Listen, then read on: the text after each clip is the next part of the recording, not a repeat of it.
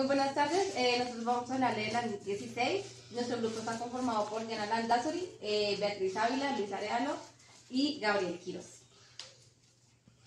Para iniciar la introducción, esta norma establece principios para el reconocimiento, la medición y la presentación de informes.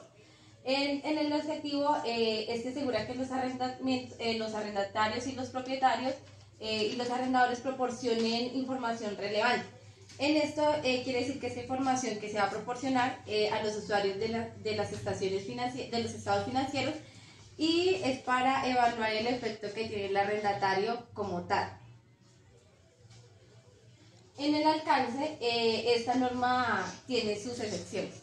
Entonces, en esta podemos ver que una de las excepciones que tiene es en los arrendamientos para la explotación del seno mineral. En eso también enfoca lo que es el gas natural, el petróleo y entre otros. Como segundo son los activos biológicos, que esta abarca, lo encontramos en la NIT 41, que es la agricultura. En acuerdo de concesión, en esta lo podemos encontrar en el CINIP 12, que son los acuerdos, que es donde nos habla de los acuerdos de la concesión.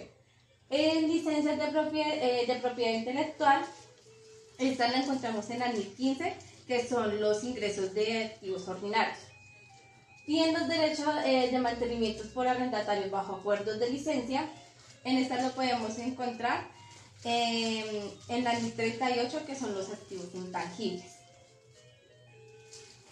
En estas excepciones al reconocimiento, vemos dos, bueno, es el reconocimiento que puede optar por no aplicar los requerimientos que se pueden encontrar en el párrafo del 22 al 49, donde encontramos toda la NIT, y habla de dos, a corto plazo y los arrendamientos donde el activo es de bajo valor. En el de corto plazo podemos encontrar que es inferior a 12 meses. Y en el arrendamiento donde el activo es de bajo valor, no dan o no tienen una norma estipulada de cuáles son. Simplemente lo dejan así como si fuera selectivo, o sea, no dan una norma que realmente tiene que ser así.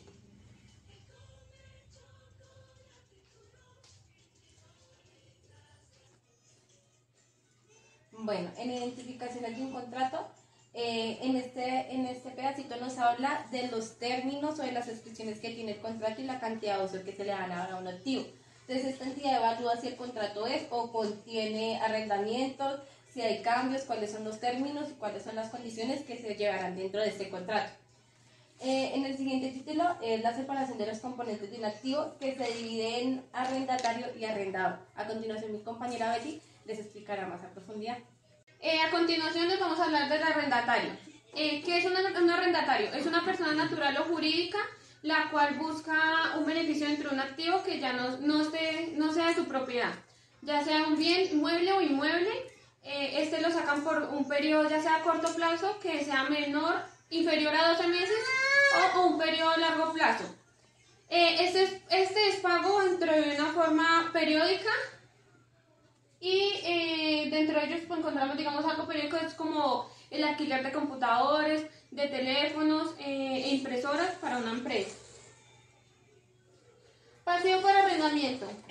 En la fecha del comienzo del arrendatario, el arrendador hacen un contrato donde estipulan los pagos fijos, pagos por arrendatarios. Dentro de ellos estipulan una tasa de incrementación para el préstamo, y son pagos de dependencia.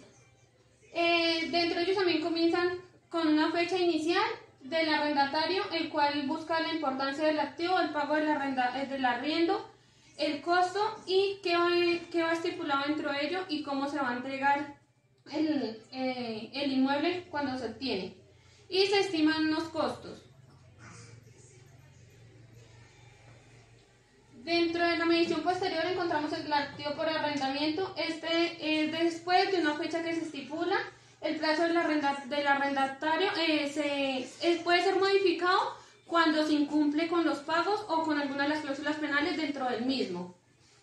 Los pagos arrendatarios varían, depende también de lo que se haya estipulado dentro del mismo, ya que cuando no se le da el uso adecuado o no se arrienda, digamos, un ejemplo, un bien inmueble o una casa, para vivienda y colocan un estanco de cerveza, entonces dentro de ellos se hace la cancelación del contrato, ya que se incumple con la primera norma, que era lo de medición inicial.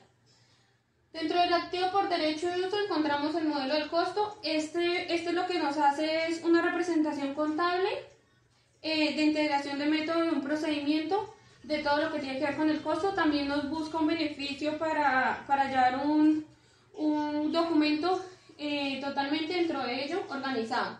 El modelo de la revaluación lo que hace es que cuando, digamos, se saca un bien inmueble y se quiere volver a tomar, que es a largo plazo, se hace una revaluación de cómo está en el momento, si tiene que tener mejoras, y se hace la revaluación del nuevo contrato.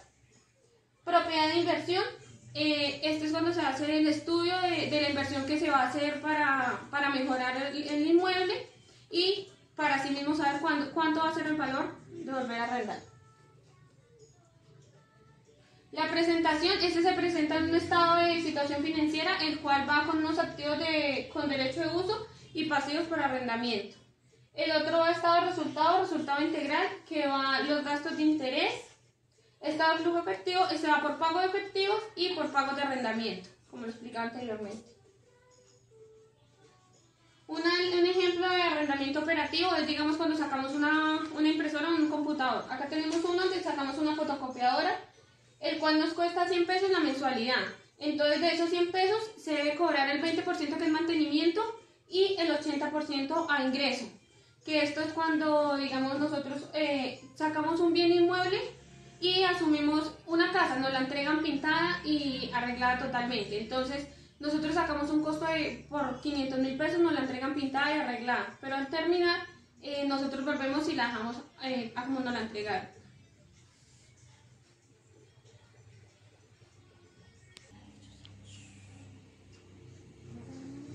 Listo, pues en esta parte de la NIT 16 nos habla específicamente cómo debe medir o reconocer el arrendador los arrendamientos que hace, ¿no? Entonces, como dice la norma, el arrendador sí debe clasificar en dos tipos su arrendamiento. Entonces, estos dos tipos, el primero es el arrendamiento financiero y el segundo es el arrendamiento operativo.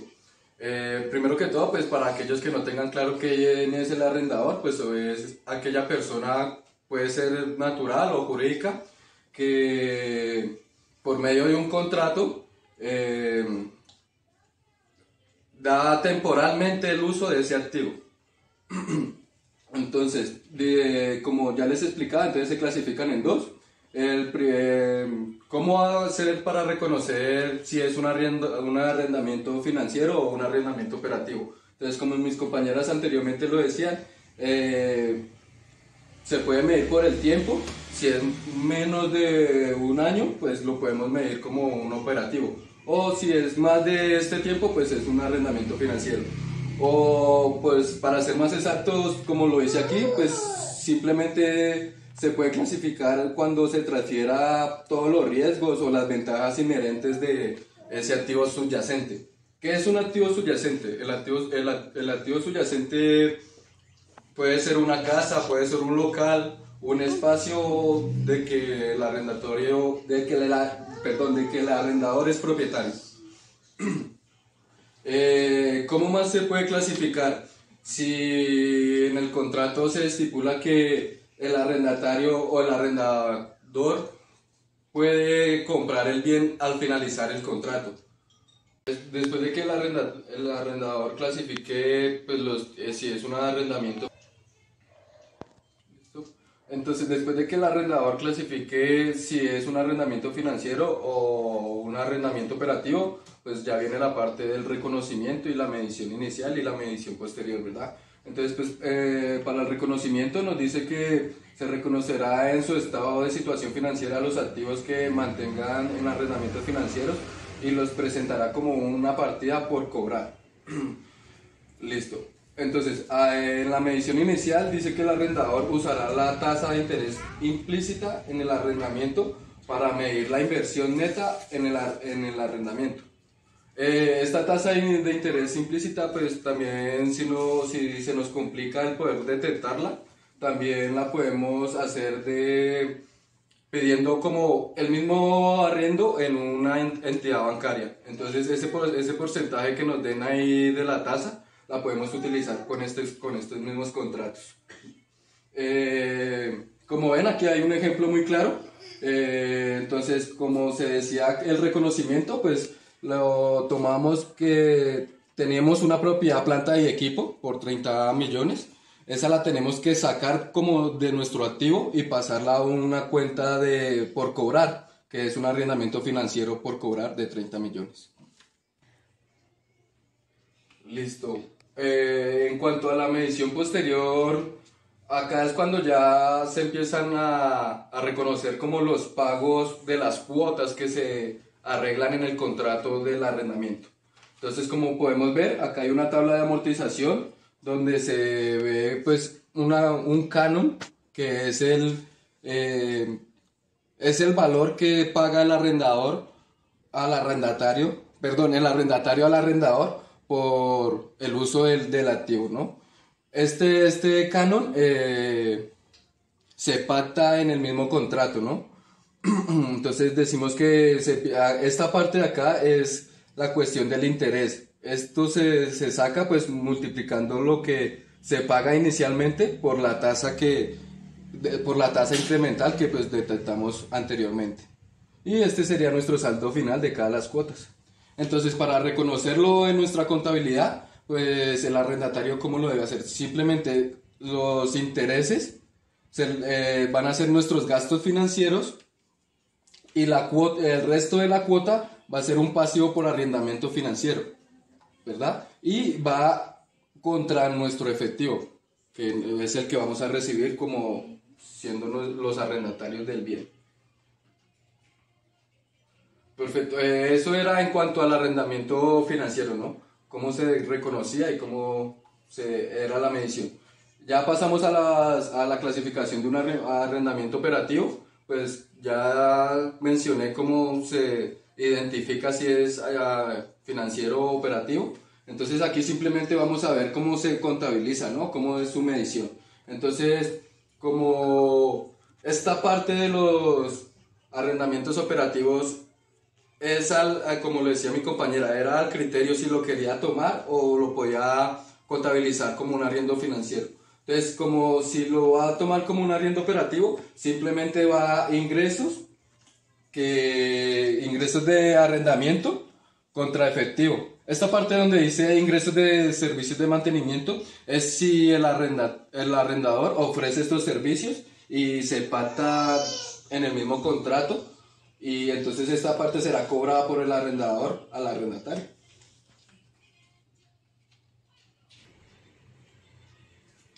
Bueno, ya en la información que se tiene que revelar en las notas por parte de esos ingresos de arrendamiento, el objetivo es proporcionar los estados financieros, los estados de resultados y también los estados en sí de los balances, más, reflejando todos estos ingresos o todos esos egresos.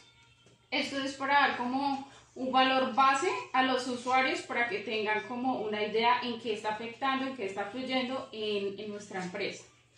Entonces, para esos estados, para estas notas, los arrendamientos tanto financieros y los arrendamientos operativos, los dos deben de reflejar estos tres puntos que son importantes, que es el resultado de las ventas, el ingreso financiero sobre la inversión neta del arrendamiento y el ingreso relativo por el pago de arrendamiento variable no incluidos en la inversión neta. Ya más en específico en los arriendos financieros, ahí es importante que ellos den como una explicación tanto cuantitativa como también cualitativa de todos estos ingresos significativos con respecto a los movimientos. Bueno, entonces tienen que hacer la explicación tanto cuantitativa y como cualitativa de todos los ingresos significativos en libros. Esto obviamente para que reflejen en qué está influyendo y de dónde están ingresando o egresando. También es importante realizar un análisis y también deben especificar el vencimiento de los pagos por cobrar y una conciliación de los pagos. Después deben de hacer la revelación de los pagos que han ingresado o egresado, mínimo uno de cada año de los primeros 5 años y también de los años siguientes. Esto está reflejado, puede ser específico, como ya lo hemos visto en la clase anteriormente, en los estados ahí claros de los años, para que esté bien clara esa información y los valores. Ya en el arriendo operativo, en este caso los ingresos deben ser revelados por separado, los del pago del arrendamiento variables que no dependen de una tasa fija. Después también deben de realizar una explicación tanto cuantitativa como también cualitativa de toda esa información que se está reflejando. En este caso, para los activos subyacentes de propiedad, planta y equipo, se debe reflejar bajo las normas NIC 16, también la 36, 38, 40 y 41, según en el caso del activo subyacente que se está reflejando, que se arrendó. Acá en este ejemplo podemos observar unas notas de un activo operativo. En este caso podemos ver que tiene de los primeros 5 años y también de los siguientes 5 años, los últimos 5 años del tiempo. Y acá en la parte inferior está ya la explicación tanto cuantitativa como cualitativa de los ingresos.